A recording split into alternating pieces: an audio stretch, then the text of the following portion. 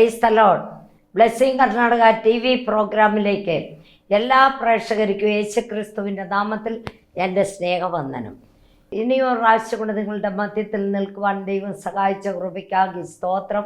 കഴിഞ്ഞ എപ്പിസോഡ് എല്ലാവർക്കും അനുഗ്രഹവും വിടുതലുമായിരുന്നു എന്ന് അറിയുവാൻ സാധിച്ചതിൽ ദൈവത്തിന് സ്തോത്രം. ഞാൻ ഇനി നിങ്ങളോട് സംസാരിക്കുവാൻ ഇഷ്ടപ്പെടുന്ന വിഷയം ഒരിക്കലും മാറ്റമില്ലാത്ത വിഷയങ്ങൾ. എബ്രായർ 13-ാം അധ്യായം 8-ാം വാക്യം, യേശുക്രിസ്തു ഇന്നലെയും ഇന്നും എന്നേക്കും അനന്യൻ തന്നെ. നമ്മുടെ കർത്താവായ യേശുക്രിസ്തുവിന് ഒരിക്കലും മാറ്റമില്ല. മഴ വന്നാൽ ഒഴുകിപ്പോകുന്ന ദേവരല്ല നമ്മുടെ ദേവര്, നമ്മുടെ ദൈവം. അതുപോലെ ഭൂകമ്പം വന്നാൽ പൊടി പൊടിയായി പോകുന്ന ദൈവമല്ല നമ്മുടെ ദൈവം. നമ്മുടെ ദൈവം എന്നും എന്നേക്കും വസിക്കുന്ന ദൈവമാണ് നമ്മുടെ ദൈവം. അതുപോലെ തന്നെ വെളിപ്പാട് 1-ാം അധ്യായം 8-ാം വാക്യം, ഞാൻ അൽഫയും ഒമേഗയും ആകുന്നുവെന്ന് ഇരിക്കുന്നവനും ഇരുന്നവനും വരുന്നവനുമായി സർവശക്തിയുള്ള ദൈവമായ കർത്താവ് അരുളി ചെയ്യുന്നു. Hallelujah, praise the Lord. നമ്മുടെ കർത്താവ് ഒരിക്കലും മാറാത്തവനാണ്. സർവവും സൃഷ്ടിച്ചവനും ആദിയും അന്ത്യവുമാണ്. ലോകത്തിലുള്ള സകലത്തിനും ഈ ലോകത്തിലുള്ള സകലത്തിനും വ്യത്യാസം വരും. ഭൂമി ആകാശവും മാറിപ്പോകും. എൻ്റെ ദൈവത്തിന് ഒരിക്കലും മാറ്റം വരാത്ത ദൈവമാണ് നമ്മുടെ ദൈവം. ഒരു വ്യത്യാസവും വരത്തില്ല. അവൻ എന്നും എന്നേക്കും ജീവിക്കുന്ന ദൈവമാണ്. ആ ദൈവത്തിന് ഒരിക്കലും മാറ്റം വരത്തില്ല. കാരണം അവൻ സ്വയംഭൂവാണ്, ആരുടെ സൃഷ്ടിയല്ല. അവൻ സർവശക്തനാണ്, അവൻ സർവവ്യാപിയാണ്, അവൻ സർവയജ്ഞനാണ്, അവൻ ആത്മസ്വരൂപി. നമ്മൾ ഇവിടെ ഇരുന്ന് പ്രാർത്ഥിച്ചാൽ മതി, അമേരിക്കയിൽ ഇരിക്കുന്ന ഒരു സൗഖ്യമാകും. നമ്മൾ ഇവിടെ ഇരുന്ന് പ്രാർത്ഥിച്ചാൽ മതി, ആസ്ട്രേലിയയിൽ ഇരിക്കുന്ന ഒരു സൗഖ്യമാകും. ലോകത്തിൻ്റെ വിവിധ ഭാഗങ്ങളിലും സഞ്ചരിക്കുന്ന സർവവ്യാപിയാണ് നമ്മുടെ ദൈവം. നമ്മുടെ ദൈവത്തിന് ഒരിക്കലും മാറ്റം വരത്തില്ല. അതുപോലെ തന്നെ അവൻ്റെ ആലോചനയും ഒരിക്കലും മാറാത്ത ആലോചനയാണ്. എബ്രായർ 6-ാം അധ്യായം 17-ാമത്തെ വാക്യം, അതുകൊണ്ട് ദൈവം വാഗ്ദത്തത്തിൻ്റെ അവകാശികൾക്ക് തൻ്റെ ആലോചന മാറാത്തതെന്ന് അധികം സ്പഷ്ടമായി കാണിക്കുവാൻ ഒരു ആണയാലും ഉറപ്പുവരുത്തി. പ്രിയ മക്കളെ, നമ്മുടെ ദൈവത്തിൻ്റെ ആലോചന ഒരിക്കലും മാറിപ്പോകുന്നതല്ല. അതുപോലെ തന്നെ യെശയ്യാവ് 14:27, സൈന്യങ്ങളുടെ യഹോവ നിർണയിച്ചിരിക്കുന്നു, അത് ദുർബലമാക്കുന്നവർ അവൻ്റെ കൈ നീട്ടിയിരിക്കുന്നു, അത് മടക്കുന്നവർ ആര്? ദൈവത്തിൻ്റെ ആലോചനയും ദൈവത്തിൻ്റെ വാഗ്ദാനങ്ങളും ആരെക്കൊണ്ടും മാറ്റാൻ പറ്റുന്നതല്ല. നമ്മുടെ ആലോചനയല്ല ദൈവത്തിൻ്റെ ആലോചന, നമ്മുടെ വിചാരങ്ങളല്ല ദൈവത്തിൻ്റെ വിചാരങ്ങൾ. ഭൂമിക്ക് മീതെ ആകാശം ഉയർന്നിരിക്കുന്ന പോലെ നമ്മുടെ വിചാരങ്ങളും നമ്മുടെ ചിന്തകളും എല്ലാം ദൈവം അറിഞ്ഞിരിക്കുകയാണ്. പ്രിയ മക്കളെ, അതുകൊണ്ട് നമ്മൾ ദൈവത്തിൻ്റെ വാഗ്ദത്തങ്ങളിൽ പൂർണ്ണ വിശ്വാസമുള്ളവരായിരിക്കണം. ഓരോ മനുഷ്യനെക്കുറിച്ചും ദൈവത്തിന് ഓരോ ആലോചനയുണ്ട്. അമ്മയുടെ ഗർഭത്തിൽ ഒരു മാംസപിണ്ഡമായി ജനിക്കുന്നതിന് മുമ്പ് തന്നെ നമ്മളെക്കുറിച്ച് ദൈവത്തിന് ഓരോ ഉദ്ദേശമുണ്ട്. നീ ഏത് രാജ്യത്ത് പോകണം, നീ ഏത് ജോലി ചെയ്യണം, നീ എവിടെ ആകണം, എന്തവായി തീരണം എന്നെല്ലാം ദൈവം നമ്മളെക്കുറിച്ച് ദൈവത്തിന് ഓരോ ഉദ്ദേശമുണ്ട്. നമ്മുടെ ഇഷ്ടപ്രകാരം നമ്മൾ ജീവിക്കും. പക്ഷേ ആ നമ്മുടെ ഇഷ്ടപ്രകാരം നമ്മൾ ജീവിച്ചാൽ അത് ഒരിക്കലും നമ്മുടെ ജീവിതത്തിന് യാതൊരു സന്തോഷമോ സമാധാനമോ കിട്ടത്തില്ല. നമ്മൾ ദൈവത്തിൽ സമർപ്പിച്ച് ദൈവ ഇഷ്ടപ്രകാരം ജീവിക്കുന്നവരായിരിക്കണം. അതുപോലെ തന്നെ ദൈവത്തിൻ്റെ മാറാത്ത ഒന്നാണ് മാറാത്ത സിംഹാസനം. ഒന്ന് ഞാൻ പറഞ്ഞു, ദൈവത്തിൻ്റെ ആലോചന ഒരിക്കലും മാറുന്നതല്ല, ഒരിക്കലും. അത് ആരെ കൊണ്ട്, ഒരു സൈത്താനെ കൊണ്ടും മാറ്റാൻ പറ്റത്തില്ല, ഒരു കൂടോത്രത്തെ കൊണ്ടും മാറ്റാൻ പറ്റത്തില്ല, ഒരു മനുഷ്യനെ കൊണ്ടും ദൈവത്തിൻ്റെ ആലോചന വാഗ്ദാനങ്ങളും മാറ്റാൻ പറ്റത്തില്ല. അതേസമയം ദൈവം നമ്മളെക്കുറിച്ച് ഓരോ വിചാരങ്ങളുണ്ട്, ഓരോ വഴികളുണ്ട്. ദൈവത്തിൻ്റെ ഇഷ്ടപ്രകാരം നമ്മൾ നമ്മളെ തന്നെ ഏൽപ്പിച്ചു കൊടുക്കണം. കർത്താവേ, ഞാൻ ഒന്നുമില്ല, ഞാൻ പാപിയാണ്, നിന്റെ രക്തത്താൽ എന്നെ കഴുകി നിന്റെ പൊന്നു മകളാക്കി, നിന്റെ പൊന്നു മകനാക്കി എന്നെ ഉപയോഗിക്കണമേ എന്ന് ദൈവസന്നിധിയിൽ നീ നിന്നെ തന്നെ താഴ്ത്തി ഏൽപ്പിക്കണം. അപ്പോൾ ദൈവം നമ്മളെ എല്ലാ വിധത്തിലും അനുഗ്രഹിക്കും. അതുപോലെ തന്നെ മാറാത്ത സിംഹാസനം, വെളിപ്പാട് 3-ാം അധ്യായം 21-ാമത്തെ വാക്യം. ജയിക്കുന്നവനെ ഞാൻ എന്നോടുകൂടെ എൻ്റെ സിംഹാസനത്തിൽ ഇരിക്കുവാൻ വരം നൽകും, ഞാനും ജയിച്ച് എൻ്റെ പിതാവിനോടുകൂടെ സിംഹാസനത്തിൽ ഇരുന്നത് പോലെ തന്നെ. നമ്മുടെ ദൈവം ഇപ്പോൾ എവിടെയായിരിക്കുന്നത്? ദൈവത്തിൻ്റെ വലത്ത് ഭാഗത്ത് സിംഹാസനത്തിൽ ഇരിക്കുകയാണ്. ജയിക്കുന്ന നമ്മൾ ഈ ലോകത്തിലെ ഒരു ആത്മീയ ഓട്ടക്കാരാണ്. നമ്മൾ ഓടി ജയിക്കണം. നമ്മൾ മധ്യത്തിൽ നിന്നു പോകരുത്, മധ്യത്തിൽ വീണു പോകരുത്, ഇടത്തോട്ടോ വലത്തോട്ടോ നോക്കരുത്, പുറകോട്ട് നോക്കരുത്. നമ്മൾ ഓടി ജയിക്കുന്നവരായിരിക്കണം. നമ്മൾ ഓടി ജയിച്ച് ആ നിത്യരാജ്യത്തിൽ ചെല്ലുമ്പോൾ നമ്മുടെ ദൈവത്തിൻ്റെ സിംഹാസനത്തിൻ്റെ അടുത്ത് നമ്മളെ ഓരോരുത്തരെയും ഇരിക്കും. അതുപോലെ തന്നെ എല്ലാ രാജാക്കന്മാരുടെയും എല്ലാ മന്ത്രിമാരുടെയും എല്ലാ എംപിമാരുടെയും കസേര മാറിപ്പോകുന്നതാണ്. എന്നാൽ നമ്മുടെ ദൈവത്തിൻ്റെ കർത്താവായ യേശു ക്രിസ്തുവിൻ്റെ കസേര, രാജാതി രാജാവായ യേശു ക്രിസ്തുവിൻ്റെ കസേര, സിംഹാസനം ഒരിക്കലും മാറ്റമില്ലാത്തതും നിത്യമായതുമാണ്. പ്രിയ മക്കളെ, വേറുള്ളവരുടെ എല്ലാ കസേരകളും മാറിപ്പോകും. എന്നാൽ നമ്മുടെ ദൈവത്തിൻ്റെ രാജാതി രാജനായ കർത്താവായ യേശു ക്രിസ്തുവിൻ്റെ സിംഹാസനം ഒരിക്കലും മാറിപ്പോകത്തില്ല. നീതിയുള്ള ന്യായാധിപതി ആയ കർത്താവ് തൻ്റെ സിംഹാസനത്തിൽ ഇരുന്ന് ന്യായം വിധിക്കുന്നത്. എന്നാൽ ദൈവമക്കളായ നാമും അവനോടുകൂടെ ഇരിക്കും. Praise the lord. സിംഹാസനത്തിലിരിക്കും. ഈ സിംഹാസനം വേണ്ടിയവർ ഓടിക്കോണം. എനിക്കും എൻ്റെ കർത്താവിനോടുകൂടെ സിംഹാസനത്തിൽ ഇരിക്കണം. ഇവിടെ നമ്മളെ ഭയങ്കര കഷ്ടത്തിലായിരിക്കാം, പ്രയാസത്തിലായിരിക്കാം, കടഭാരത്തിലായിരിക്കാം, രോഗിയായിരിക്കാം. പ്രിയ മക്കളെ, നമ്മൾ ഓടി ജയിച്ചാൽ നമുക്കൊരു കാരണവശാലും നമ്മൾ കടഭാരമോ രോഗമോ ഒന്നും നമുക്കില്ല. നമ്മൾ ഓടി ജയിക്കണം. ജയിക്കുമ്പോൾ കർത്താവിനോടുകൂടെ നമ്മൾ സിംഹാസനത്തിൽ ഇരിക്കാനായിട്ട് പോവുകയാണ്. പ്രിയ മക്കളെ, ദൈവത്തിൻ്റെ സിംഹാസനം, രാജാതി രാജനായ യേശു ക്രിസ്തുവിൻ്റെ സിംഹാസനത്തിന് ഒരിക്കലും മാറ്റമില്ല.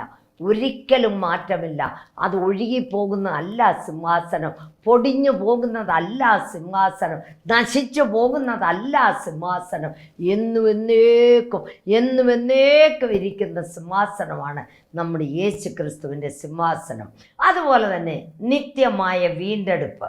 എബ്രായർ 9-ാം അധ്യായം 12-ാം വാക്യം. പച്ചക്കിടാക്കളുടെയും കൊറ്റന്മാരുടെയും രക്തത്താലല്ല, സ്വന്തം രക്തത്താൽ ഒരിക്കലായിട്ട് വിശുദ്ധ മന്ദിരത്തിൽ പ്രവേശിച്ചു, എന്നേക്കുമുള്ള ഒരു വീണ്ടെടുപ്പ് സാധിപ്പിച്ചു.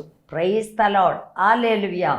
യേശു ക്രൂശിൽ മരിച്ചതുകൊണ്ട് തൻ്റെ രക്തത്താൽ പാപത്തിൽ നിന്നും രോഗത്തിൽ നിന്നും ശാപത്തിൽ നിന്നും നമുക്ക് വിടുതൽ ലഭിച്ചു. അത് നമ്മൾ എന്തു ചെയ്യണം? വിശ്വസിക്കണം. വിടുതൽ നമുക്ക് തന്നിരിക്കുന്നുവെന്ന് നമ്മൾ എന്തു ചെയ്യണം? വിശ്വസിച്ചാൽ അത് നമ്മുടെ ജീവിതത്തിൽ അനുഭവം ആയിത്തീരും. നമ്മുടെ യേശുവിൽ വിശ്വസിക്കുമ്പോൾ നമ്മുടെ പാപം നീങ്ങിപ്പോകും, നമ്മുടെ ശാപം നീങ്ങിപ്പോകും, നമ്മുടെ രോഗം നീങ്ങിപ്പോകും. എന്നാൽ നമ്മുടെ കർത്താവായ യേശു ക്രിസ്തു ദൈവവും മനുഷ്യരുമായിട്ടുള്ള ബന്ധം കളഞ്ഞുപോയി.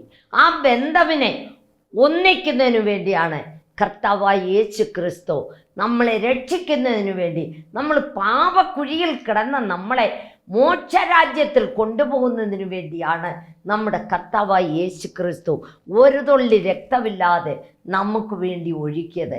ആ രക്തത്താൽ നമ്മൾ കഴുകപ്പെടണം. അതുപോലെ തന്നെ മാറാത്ത പൗരോഹിത്യം.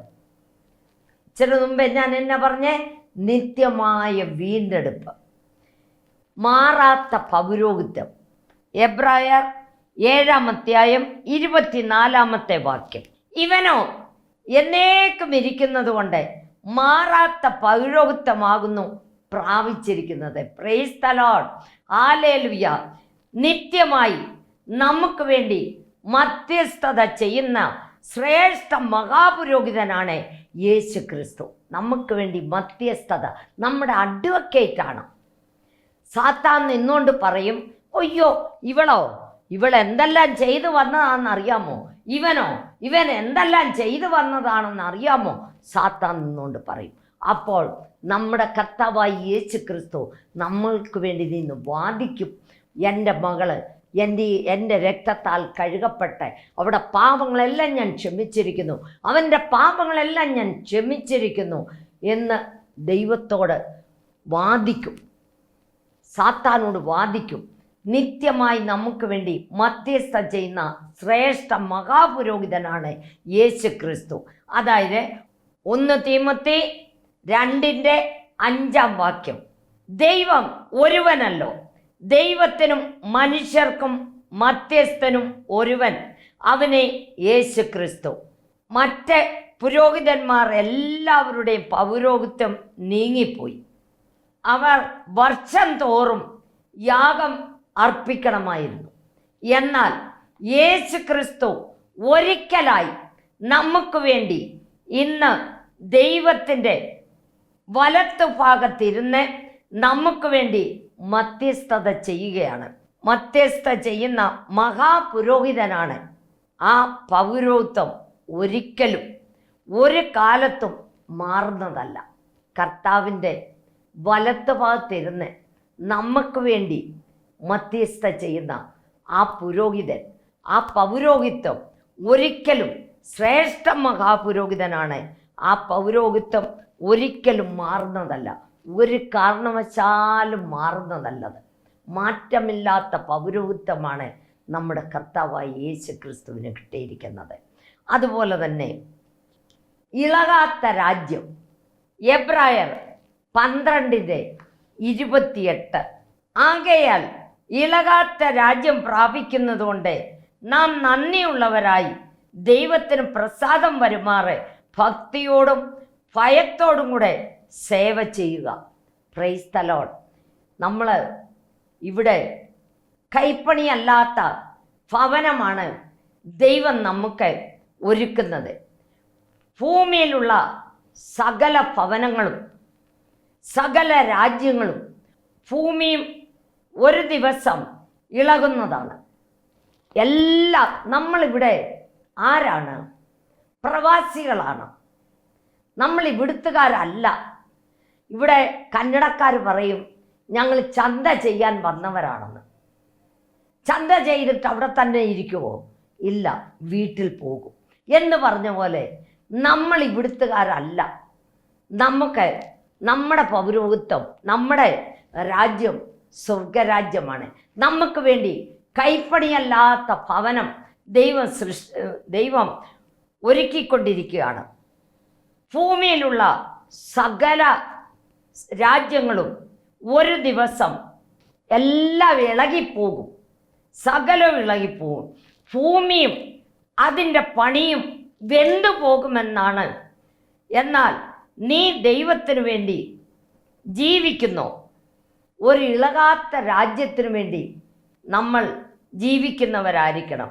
നമ്മൾ ആ ഇളകാത്ത രാജ്യത്തിനു വേണ്ടി ഒരുങ്ങിയിട്ടുണ്ടോ? ഒരുങ്ങാത്തവർ ദയവേത് നമ്മുടെ ഈ ലോകത്തിൽ കാണുന്നതെല്ലാം നശിച്ചു പോകും മക്കളെ. ഒന്നും ഇരിക്കത്തില്ല, എല്ലാം വെന്തു പോകും. ആകാശം വരെ, ആകാശം, ഭൂമി സകലവും മാറിപ്പോകും. എന്നാൽ ഇളകാത്ത ഒരു രാജ്യം നമുക്ക് വേണ്ടി ദൈവം ഒരുക്കുന്നുണ്ട്. ആ രാജ്യത്തിൻ്റെ അംഗമായി എന്നെയും നീ മാർപ്പെടുത്തണമേ, എന്നെയും നീ കൊണ്ടുപോകണമേ, എനിക്കും അവിടെ ചെന്ന് ചേരണം. അതിനുവേണ്ടി നീ ഒരുങ്ങിയിട്ടുണ്ടോ? ഒരുങ്ങാത്തവർ ഇന്ന് തന്നെ നീ ഒരുങ്ങണം. കൈപ്പണിയല്ലാത്ത ദൈവത്തിൻ്റെ ദാനമായ ഒരു കെട്ടിടം സ്വർഗത്തിലുണ്ട് എന്നുള്ള ധൈര്യം നാം പ്രാപിച്ചിട്ടുണ്ടോ? ആ ധൈര്യം നമുക്ക് വേണം. എനിക്ക് വേണ്ടി എൻ്റെ ദൈവം സകലവും ഒരുക്കുന്നുണ്ട്. എൻ്റെ ദൈവം എല്ലാം ഒരുക്കി വരുന്ന സമയം അടുത്തിരിക്കുകയാണ്. ഇതാ ഞാൻ വാതിലിൽ നിൽക്കുന്നു. ആരെങ്കിലും എൻ്റെ സ്വരം കേട്ട് വാതിൽ തുറന്നാൽ ഞാൻ അവരോടുകൂടെ അത്താഴം കഴിക്കും, അവരെന്നോടുകൂടെ അത്താഴം കഴിക്കുമെന്നാണ് പറഞ്ഞിരിക്കുന്നത്. പ്രിയ മക്കളെ, ദൈവത്തിൻ്റെ സ്വരം കേൾക്കേണ്ട സമയം അടുത്തിരിക്കുകയാണ്. ഒരുങ്ങാത്തവർ ഇന്ന് തന്നെ ഒരുങ്ങണം. എനിക്ക് ആ നിത്യരാജ്യത്തിൽ ചേരണം. എനിക്ക് ഈ ലോകത്തിൽ കാണുന്ന എല്ലാം മാറിപ്പോകും. എനിക്ക് മാറ്റമില്ലാത്ത ദൈവത്തോടുകൂടെ എനിക്കും വസിക്കണം. എബ്രായർ 13:14 വാക്യം. ഇവിടെ നമുക്ക് നിലനിൽക്കുന്ന നഗരമില്ലല്ലോ, വരുവാനുള്ളത് അത്രേ നാം അന്വേഷിക്കുന്നത്. നമുക്കിവിടെ നിലനിൽക്കുന്ന ഭവനമില്ല. ഒരു ഭൂകമ്പം വന്നാൽ മതി, ഇപ്പം നിൻ്റെ വീട് 2 നിലയായിരിക്കും, 3 നിലയായിരിക്കാം, 4 നിലയായിരിക്കാം, ഭയങ്കര ബിൽഡിംഗ് ആയിരിക്കാം. എന്താണേലും പ്രിയ മക്കളെ, കർത്താവായി യേശുവിനെ സ്വന്തം രക്ഷകനാക്കി സ്വീകരിക്കണം. സ്വീകരിച്ചു കഴിഞ്ഞ് നിൻ്റെ ഹൃദയത്തിൽ ദൈവം വസിച്ചു കഴിയുമ്പോൾ ദൈവം നിന്നോട് പറയും, സ്നാനപ്പെടുന്ന കാര്യം നീ സഭ വിട്ട് സഭയിൽ പോകാനല്ല സ്നാനപ്പെടുന്നത്, ദൈവത്തോട് ചേരുവാനാണ്. ദൈവം നമ്മളെ മാതൃക കാണിച്ചു പോയതാണ്. ആ മാതൃക നീ ചെയ്ത് ദൈവത്തോട് ചേരണം. അത് കഴിയുമ്പോൾ ദൈവം സ്വർഗാരോഹണം ചെയ്ത് മേളിലോട്ട് പോകാൻ നേരം ഒരു വാക്ക് പറഞ്ഞിട്ട് പോയി, ഞാൻ പോകാഞ്ഞാൽ ആ കാര്യസ്ഥൻ നിങ്ങളുടെ അടുത്ത് വരത്തില്ല. ആരാണ്? പരിശുദ്ധാത്മാവിൻ്റെ അഭിഷേകം. ഞാൻ പോയെങ്കിൽ മാത്രമേ അത് നിങ്ങളുടെ അടുത്ത് വരത്തുള്ളൂ. നിങ്ങൾ അതുവരെയും കാത്തിരിക്കാനാണ് പറഞ്ഞത്. പ്രിയ മക്കളെ, അത് നമ്മൾ പ്രാപിക്കണം. ആ പരിശുദ്ധാത്മാവിൻ്റെ തീ നമ്മുടെ മേൽ ഒഴുകണം. ആ പരിശുദ്ധാത്മാവിൻ്റെ നീരൊഴുക്ക്, ആ സ്വർഗീയ സിയോനിൽ നിന്ന് ഒഴുകി വരുന്ന നീരൊഴുക്ക് നമ്മുടെ മേലെ ഒഴുകണം. ഒഴുകിയെങ്കിൽ മാത്രമേ നമുക്ക് വിശുദ്ധ ജീവിതം നയിക്കുവാനും ആ പരലോകതല്ലി പോകണമെന്നും നിത്യരാജ്യതല്ലി പോകണമെന്നും ആ ദൈവത്തോടുകൂടെ വസിക്കണമെന്നും നമ്മൾ ഈ ലോകക്കാരല്ല, ഞാൻ പരലോക സംസ്ഥാനവരാണെന്നും ഉള്ള ധൈര്യം നമുക്ക് കിട്ടണമെന്ന് വരികിൽ നമ്മൾ ആരായിരിക്കണം? ദൈവത്തിൻ്റെ ആത്മാവിനെ പ്രാപിച്ചവരും ശക്തി ലഭിച്ചവരും ആയിരിക്കണം. എങ്കിൽ മാത്രമേ അത് കഴിഞ്ഞ് നമ്മൾ സത്യത്തിലും ആത്മാവിലും ദൈവത്തെ ആരാധിക്കുന്നവരായിരിക്കണം. നമ്മൾ സഭ വിട്ട് വീട്ടിലിരിക്കരുത്. കൂട്ടായ്മ മുടക്കാൻ പാടില്ല. നമ്മളെപ്പോഴും ദൈവത്തെ സ്തുതിക്കുന്നവരും ആരാധിക്കുന്നവരുമായിരിക്കണം. ആര് സ്തോത്രമെന്ന യാഗം അർപ്പിക്കുന്നോ അവരെ എന്നെ ബഹുമാനിക്കുന്നെന്നാണ് പറഞ്ഞിരിക്കുന്നത്. നിങ്ങൾ ദൈവത്തെ ബഹുമാനിക്കുന്നുണ്ടോ? സ്തുതികളിന്മേൽ വസിക്കുന്ന ദൈവമാണ് നമ്മുടെ ദൈവം. സ്തുതിക്ക് യോഗ്യനായ ഒരുവൻ നമ്മുടെ യേശു മാത്രം. നീ സ്തുതിക്കുന്നുണ്ടോ? നീ ആരാധിക്കുന്നുണ്ടോ? വെറും ബെന്തക്കോസ്തുകാർക്ക് മാത്രമല്ല ആരാധനയും സ്തുതിയും. ക്രിസ്ത്യാനികളായി ക്രിസ്തുവിനെ ആര് പിൻപറ്റി ജീവിക്കുന്നോ അവരെല്ലാവരും ദൈവത്തെ സ്തുതിക്കുകയും ആരാധിക്കുകയും ചെയ്യും.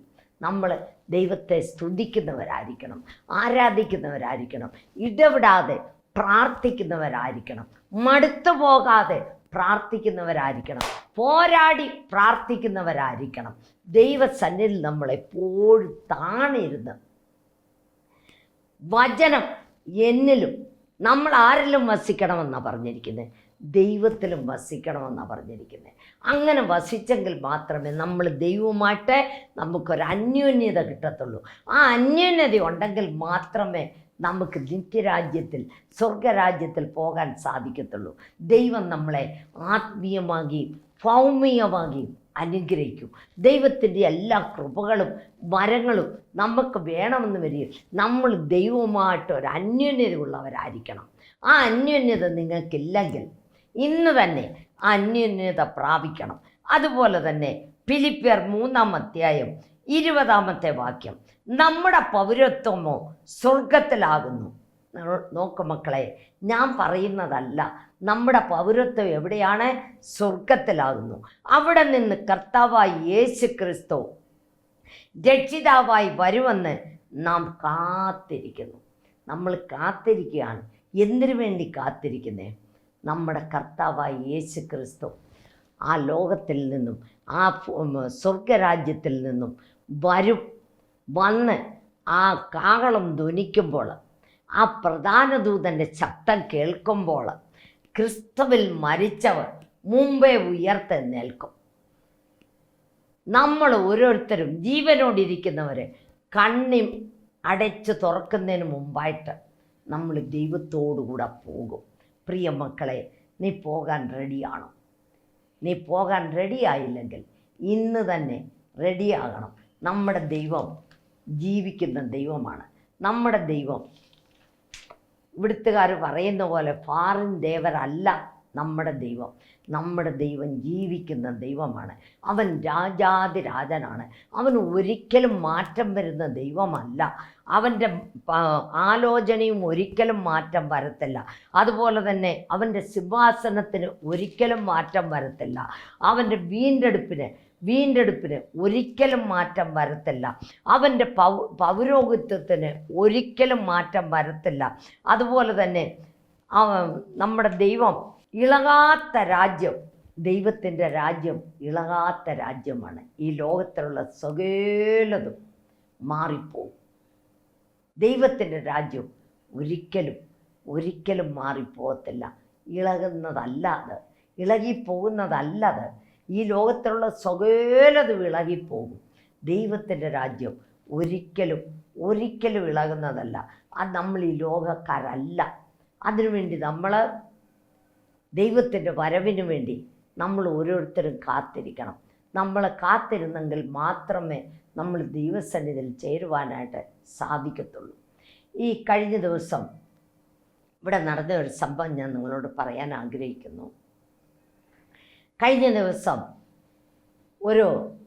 ഒരു വ്യക്തിയെ കൂട്ടിക്കൊണ്ട് കാറയിൽ നമ്മുടെ പള്ളിയിൽ 10-60 കിലോമീറ്റർ ദൂരത്തിൽ നിന്ന് കൊണ്ടുവന്നു. അവരുടെ യൂട്രസ് എടുത്ത് കളഞ്ഞതാണ്. വയർ കീറിയാണ് എടുത്ത് കളഞ്ഞത്. ആ വയർ കീറിയ ആ സ്റ്റിച്ചെല്ലാം ഓപ്പണായി.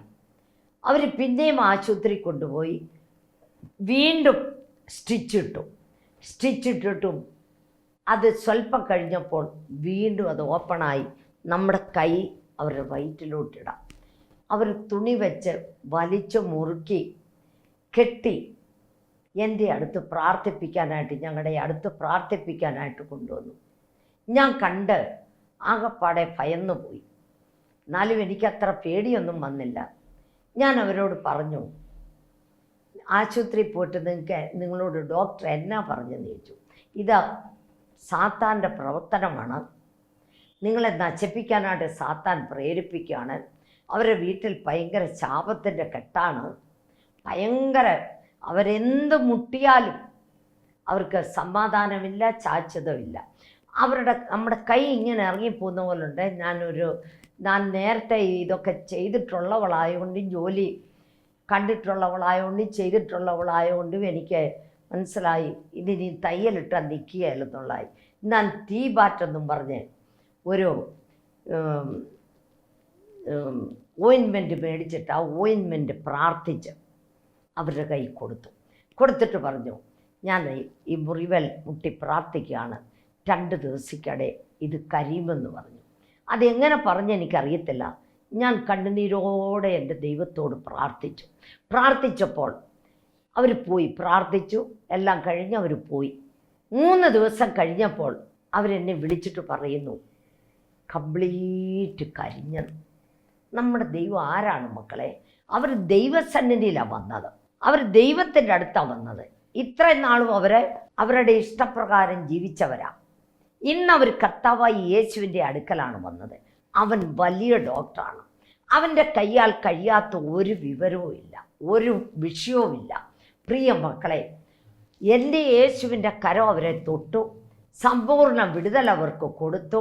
അവർ നല്ല ഒരു വ്യക്തിയായിട്ട് അവരെന്നെ അതിൻ്റെ ഫോട്ടോ എടുത്ത് കാണിച്ചു. ഇനി ഒരു ശകല ഓപ്പറേഷൻ ചെയ്ത ഭാഗമല്ലാതെ അവർക്ക് കരിയാൻ ഇനിയും ആ ഭാഗം മുഴുവനും കരിഞ്ഞു, നല്ലതായിട്ട് ഉണങ്ങിയിരിക്കുന്നു. നമ്മുടെ ദൈവം ആരാണ്? പ്രിയ മക്കളെ, ഞാൻ നിങ്ങൾക്ക് വേണ്ടി പ്രാർത്ഥിക്കാൻ പോവാണ്. നിങ്ങൾക്ക് എന്ത് വിഷയമുണ്ടെങ്കിലും മുട്ടുകുത്താൻ പറ്റുന്നവർ മുട്ടുകുത്തുക. നിങ്ങളുടെ വേദനയുള്ള ഭാഗത്തൊരു കരം വയ്ക്കുക. നിങ്ങളുടെ ആവശ്യ ഭാരങ്ങൾ എന്താണ് നിങ്ങൾ കരഞ്ഞ് പ്രാർത്ഥിക്കും. ഞാൻ പ്രാർത്ഥിക്കുന്ന കൂടെ നിങ്ങളും പ്രാർത്ഥിക്കുക. അത് കഴിഞ്ഞ് നിങ്ങൾ ഫോൺ ചെയ്ത് പറയാവൂ, ഫോൺ ചെയ്ത് വിളിക്കാവൂ. നിങ്ങളെ ദൈവം അനുഗ്രഹിക്കും, നിങ്ങളെ ദൈവം തൊടും. എനിക്കൊന്നും ചെയ്യാൻ പറ്റത്തില്ല, ഞാൻ കുറയണം, എൻ്റെ ദൈവം വളരണം, എനിക്കതേ ആശയമുള്ളൂ. എൻ്റെ ദൈവത്തിൻ്റെ തലയോളം നമ്മൾ ഓരോരുത്തരും വളരണം. ദൈവമേ, സ്തോത്രം കർത്താവേ, കരുണാസമ്പന്നൻ നിത്യനുമായ ഞങ്ങളുടെ വാഴ്ത്തപ്പെട്ട സ്വർഗസ്ഥ പിതാവേ, ദൂരത്തും ചാരത്തുമായിരിക്കുന്നതിൻ്റെ മക്കളുമായിട്ട് നിൻ്റെ അടുത്ത് വരുന്നപ്പാ നീ അനുഗ്രഹിക്കണമേ. എത്രയോ ജനങ്ങൾ സമാധാനമില്ലാതെ ശാന്തിയില്ലാതെ കർത്താവെ കഴിയുന്നപ്പാ, അവർക്ക് നീ സമാധാനത്തെ കൊടുക്കണമേ, ശാന്തിയെ കൊടുക്കണമേ, നമ്മതി കൊടുക്കണമേ, പാപത്തിൽ നിന്നും വിടുതൽ കൊടുക്കണമേ, രോഗത്തിൽ നിന്നും വിടുതൽ കൊടുക്കണമേ. കർത്താവേ, നീ കൈവിടല്ലപ്പാ. നിന്റെ ആണിപ്പാടുള്ള കരം ഇപ്പോൾ തന്നെ അവരുടെ മേൽ ആവസിക്കണമേ. ഈ നിമിഷമേ ആവസിക്കണമേ, ഈ നിമിഷമേ ആവസിക്കണമേ. കർത്താവേ, തൊടണമേ അപ്പാ. കർത്താവേ, നീ കൈവിടല്ലപ്പാ. നിന്റെ അടിപ്പിണരുകളാൽ സൗഖ്യം വന്നിരിക്കുന്നപ്പാ. കർത്താവേ, നീ കൈവിടല്ലപ്പാ. പരാലിസിസ് അടിച്ച് എത്രയോ വ്യക്തികൾ കഷ്ടത്തിൽ കഴിയുന്നപ്പ, എഴുന്നേക്കാൻ മേലാതെ കഴിയുന്നപ്പ, വീൽ ചെയറിൽ കഴിയുന്നപ്പ, എത്രയോ ജനങ്ങൾ ഇപ്പോൾ തന്നെ തൊടണമേ, ഈ നിമിഷമേ തൊടണമേ. അവർക്ക് ശാന്തി സമാധാനം കൊടുക്കണമേ, നമ്മതി കൊടുക്കണമേ. കർത്താവേ, കൈവിടല്ലപ്പ.